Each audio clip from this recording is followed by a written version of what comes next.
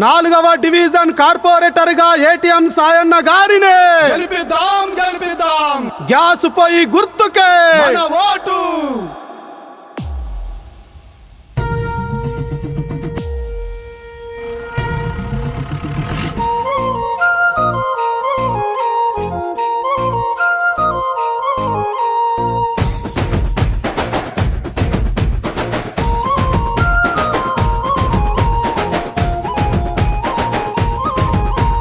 నాలుగవ డివిజన్ లో నీకు పోటీ లేరే, నీకు సాటి రారే. కార్పొరేటర్ అభ్యర్థిగా నువ్వొచ్చినవంటే, నువ్వు దిగినవంటే.